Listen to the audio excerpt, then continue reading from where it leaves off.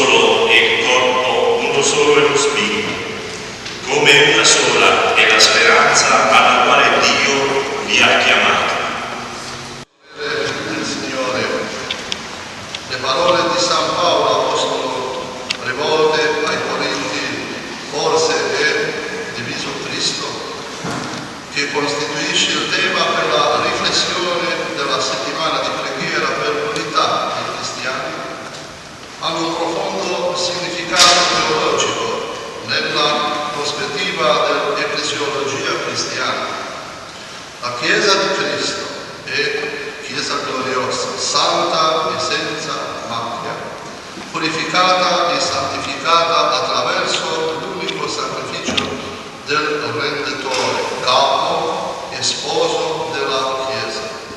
La sua santità si comunica permanentemente alla Chiesa per grazia. Gesù Cristo ha preso il corpo d'uomo dalla Vergine Maria per la discesa dello Spirito Santo su una persona umana per volontà di Dio Padre allo stesso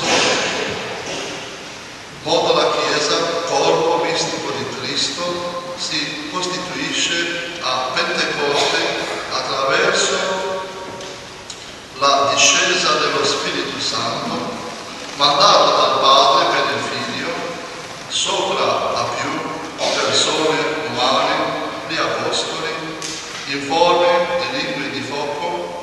Questi hanno cominciato a battezzare coloro che credono in Gesù Cristo nel nome del Padre, del Figlio e del Santo Spirito. Per questa ragione la Chiesa di Cristo è piena della presenza, della grazia, dell'amore, della Santissima Trinità.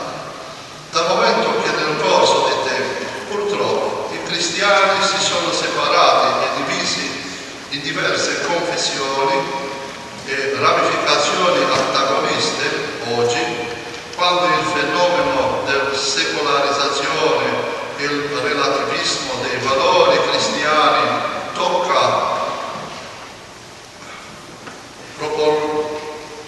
proporzioni allarmanti, lavorare per ricostituire l'unità dei cristiani deve intensificarsi attraverso il dialogo e la cooperazione missionaria. Di fronte alle molteplici sfide della secolarizzazione, i cristiani perdono di credibilità quando si trovano in uno stato di conflitto, ma guadagnano di credibilità quando esprimono una fede viva, dialogano e cooperano tra loro per soccorrere i loro simili che si trovano nella sofferenza e nel bisogno. In particolare, Cristo Signore ci chiama oggi ad ascoltare il suo Vangelo, a coltivare l'amore di Dio e del prossimo, la santità della vita, la riconoscenza, la generosità e la laboriosità, il valore intrinseco della persona umana e della famiglia tradizionale, il bene comune e la bellezza di un animo generoso.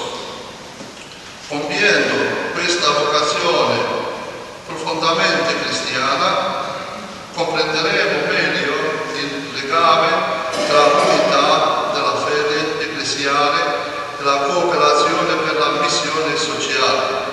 Così porteremo segni di speranza in tempi di sofferenza e crisi. Nello spirito della buona convivenza tra i fratelli, così come Gesù Cristo desidera che viviamo nella pace e nell'amore, e grazie a questa buona convivenza che è nata dal 2008, che adesso abbiamo chiese dove pregare, dove i rumeni ortodossi si confessano, dove prendere la comunione ogni domenica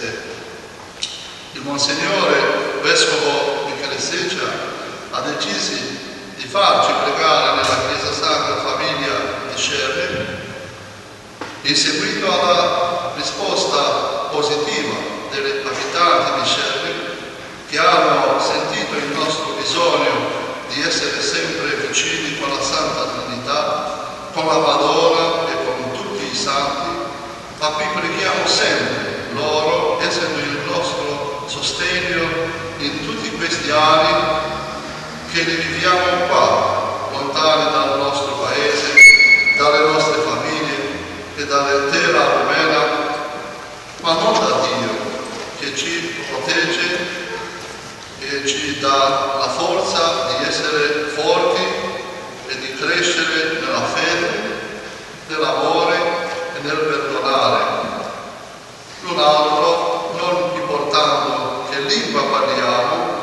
e di cui culto cristiano apparteniamo. La grazia del Spirito nostro Gesù Cristo, l'amore di Dio Padre e la comunione del Santo Spirito sia con voi, con tutti. Amen.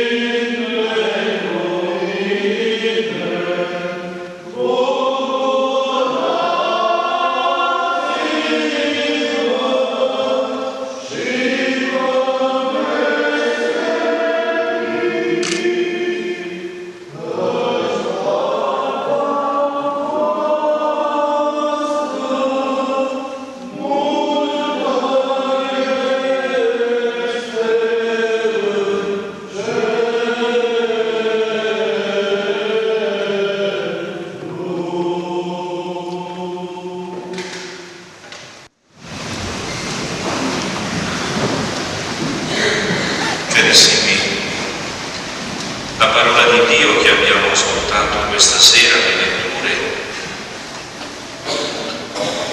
ci aiutano a comprendere proprio a compimento di questo cammino, una settimana di preghiera per l'unità dei cristiani, il significato forte, molto forte del tema scelto quest'anno. Cristo non può essere diviso. E proprio la seconda lettura, sempre dalla prima lettera dell'Apostolo Paolo ai Corinzi, questa immagine del corpo, del nostro corpo, ci aiuta a meditare, ma direi quasi a contemplare ancora di più l'importanza dell'unità del corpo di Cristo. Perché se i discepoli, la Chiesa, formano essi stessi il corpo di Cristo, tutti i battezzati formano il corpo di Cristo, questo corpo non può essere diviso, non può essere frammentato, o per usare le espressioni dell'Apostolo Paolo, non può essere solo occhio, solo orecchio, solo mano, perché ognuno di queste membra contribuisce all'unità, alla bellezza, all'integrità, alla completezza del corpo, di un solo corpo. E se andiamo oltre con ciò che noi sperimentiamo, quando ci punciamo con uno spillo e il dito che fa male, siamo noi che sentiamo il dolore. Così quando abbiamo qualunque malessere nel nostro corpo, se è malata una parte, il dolore è un'esperienza nostra, della persona. E questo la dice lunga, quando, proprio usando il linguaggio biblico, ci riferiamo alla fede. Ci riferiamo all'azione che Cristo ha voluto compiere obbedendo alla volontà del Padre e offrendosi egli stesso come segno di questa volontà di misericordia, di tenerezza, di perdono, perché gli uomini che si erano dispersi a causa del peccato originale, a causa della autosufficienza, autonomia, a causa di quella libertà che ha avuto il significato anche di rendersi indipendenti da Dio, cioè di non riconoscere più il primato di Dio. Ecco, Gesù è venuto per riconciliare noi con il Padre, ma anche gli uomini tra di loro, perché nella riconciliazione, nella comunione, noi formiamo questo solo corpo, che è il corpo di Cristo, che è la Chiesa, tutti i battezzati, tutti coloro che sono rinati dall'acqua e dallo Spirito e segnati nel nome della Santissima Trinità. E allora là dove diciamo Padre, Figlio e Spirito Santo, esprimiamo la pienezza della nostra fede. Un solo Dio in tre persone, la comunione totale, perfetta. Là dove diciamo Cristo, vogliamo credere e diciamo anche che nella incarnazione, questo Dio che si è fatto carne in Cristo è l'unità di Cristo, della sua vita, della sua missione, della sua unità al Padre, della sua morte e risurrezione, che diventa e deve diventare una inscindibile unità, perché l'azione dell'unico Cristo che si è offerto fa di noi un unico popolo, un unico corpo, un'unica umanità redenta. Ecco, quanto più meditiamo queste verità, non le raccontiamo, ma le meditiamo, perché sono verità di fede, tanto più dobbiamo renderci conto proprio dei nostri limiti, di quelle prese di posizione che ci sono state nella storia, e invece di contribuire a quella unità che Cristo ha voluto e per la quale ha pregato nel cenacolo, noi abbiamo realizzato dell'altro. Ma ecco che lo Spirito Santo, che guida l'umanità redenta, guida la Chiesa, ispira gli uomini di buona volontà, ha suscitato ormai da decenni e decenni questa necessità della preghiera per l'unità, perché se questa noi la manifestiamo veramente con l'affetto fraterno, con l'accoglienza, con la preghiera insieme, come ormai viviamo, con la disponibilità, e questa sera con un grazie particolare al Patriarca della Chiesa Ortodossa Rumena, che ha voluto fare giungere questo bel messaggio, a Padre Lorenzo e al Diacono Giuliano, che si sono uniti con la comunità rumena a questa nostra preghiera. Dobbiamo convincerci ancora di più che se questi sono segni, l'unità è realizzata dallo Spirito. È lo Spirito Santo che fa di noi un solo corpo, che fa di noi una unità fraterna, che ci permette di recitare insieme il Padre nostro. Padre nostro, non Padre mio, non Padre di una parte, ma Padre di tutti. Così possiamo nutrire la speranza certa, affidabile, che come Cristo è risorto, così la Chiesa continua ad essere in cammino verso questa unità. Perché la preghiera di Gesù non può andare delusa, non può essere inutile, ma nello stesso tempo non siamo noi che possiamo fissare i tempi, noi dobbiamo perseverare nella preghiera.